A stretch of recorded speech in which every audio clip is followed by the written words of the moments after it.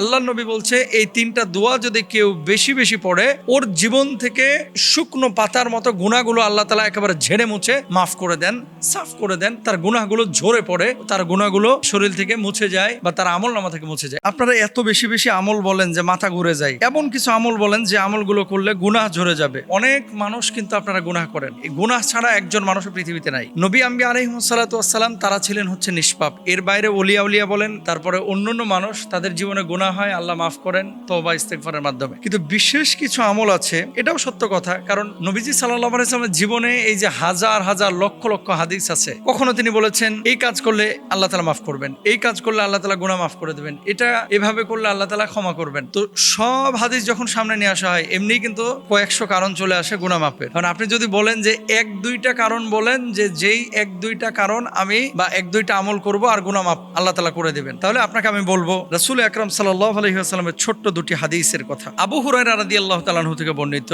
রাসূল আকরাম সাল্লাল্লাহু আলাইহি ওয়াসাল্লাম ইরশাদ করেছেন, যখন কোনো মুসলমান অথবা মুমিন বান্দা ওযু করে, আল্লাহ সুবহানাহু ওয়া তাআলা এই যে ওযু করার সাথে সাথে তার হাত থেকে যখন পানিগুলো বেয়ে পড়ে বা ঝরে পড়ে, আল্লাহ তাআলা তার হাতের সমস্ত গুনাহ খাতাগুলো মাফ করে দেন। সুবহানাল্লাহ। 2 নম্বর, যখন মুখ ধৌত করে, মুখ থেকে সমস্ত গুনাহগুলো আল্লাহ তাআলা মাফ করে দেন। মুখের থেকে যখন পানি পড়তেছে, এই পানির সাথে সাথে গুনাহগুলো ঝরে পড়ছে। যখন আপনি মাথা মাসা করছেন, মাথার গুনাহ আল্লাহ তাআলা মাফ করে দিবেন। এরপরে কুলি করতেছেন, মুখের গুনাহ আল্লাহ মাফ করে দিবেন। পা ধুইতেছেন, আল্লাহ তাআলা পায়ের গুনাহ মাফ করে দিবেন। তো ওযুর দ্বারা আল্লাহ রাব্বুল আলামিন মূলত আপনার ছোট গুনাহগুলোকে মাফ করে দেন। তারপরে এটা হচ্ছে তিরমিজির হাদিস এবং সহিহ মুসলিমের মধ্যেও কিন্তু হাদিসটি রয়েছে। লাস্টে কি বলতেছেন, এমনকি শেষ পর্যন্ত সে তার গুনাহ থেকে পাক হয়ে যায়, অর্থাৎ তার জীবনে যে ছোটখাটো গুনাহগুলো ছিল, এই গুনাহগুলো থেকে আল্লাহ রাব্বুল আলামিন একেবারে ধুয়ে মুছে তাকে সাফ করে মাফ করে দেন। সুবহানাল্লাহ। কিন্তু কবিরা গুনাহের জন্য কিছু শর্ত আছে। কবিরা গুনাহ থেকে আপনি মুক্তি পাওয়ার জন্য শুধু উযু করবেন আর আল্লাহ তাআলা মাফ করে দেবেন, ব্যাপারটা এরকম না। কবিরা গুনাহ থেকে মাফ পাওয়ার জন্য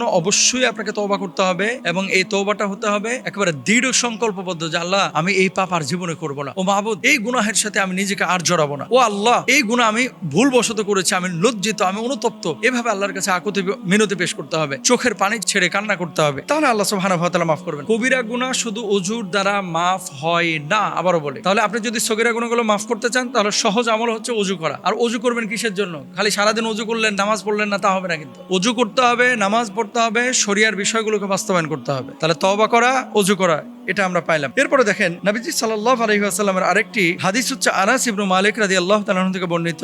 একবার রাসূল সাল্লাল্লাহু আলাইহি ওয়াসাল্লাম একবার শুকনো পাতাওয়ালা গাছের কাছ দিয়ে যাচ্ছিলেন। তো আল্লাহর হাবিব সাল্লাল্লাহু আলাইহি ওয়াসাল্লাম হঠাৎ একটা লাঠি দিয়ে গাছটিতে আঘাত করলেন, পাতাগুলো ঝরে পড়ে। যখন পাতাগুলো ঝরে পড়তেছিল, নবীজি সাল্লাল্লাহু আলাইহি ওয়াসাল্লাম তখন বলছিলেন, আলহামদুলিল্লাহ, সুবহানাল্লাহ, লা ইলাহা ইল্লাল্লাহ, আল্লাহু আকবার। সকল প্রশংসা আল্লাহ তাআলার। আল্লাহ তাআলা অতীব পবিত্র এবং আল্লাহ তাআলা ব্যতীত আর কোনো মাবুদ নাই, তিনি অতি মহান। যখন কোনো ব্যক্তি সুবহানাল্লাহ, আলহামদুলিল্লাহ, লা ইলাহা ইল্লাল্লাহ এই কথাগুলো বলে, নবীজি ওই যে গাছটাকে লাড়া দিয়েছিলেন বা লাঠি দিয়ে আঘাত করার পরে যে পাতাগুলো ঝরে পড়েছিল, আল্লাহর নবী বলছে এই তিনটা দোয়া যদি কেউ বেশি বেশি পড়ে, ওর জীবন থেকে ওই শুকনো পাতার মতো গুনাহগুলো আল্লাহ তাআলা একেবারে ঝেড়ে মুছে মাফ করে দেন, সাফ করে দেন। তার গুনাহগুলো ঝরে পড়ে, তার গুনাহগুলো শরীর থেকে মুছে যায় বা তার আমলনামা থেকে মুছে যায়। এটা হচ্ছে নবীজি সাল্লাল্লাহু আলাইহি ওয়াসাল্লামের হাদিস। তাহলে এই তিনটা কাজ মূলত খুবই সহজ এবং গুনাহ মাফের জন্য খুবই কার্যকরী। নাম্বার 1 হচ্ছে ওযু করা, নাম্বার 2 হচ্ছে তওবা করা এবং দৃঢ় সংকল্প করা যে এই গুনাহটা আর না করব না, আর নাম্বার 3 হচ্ছে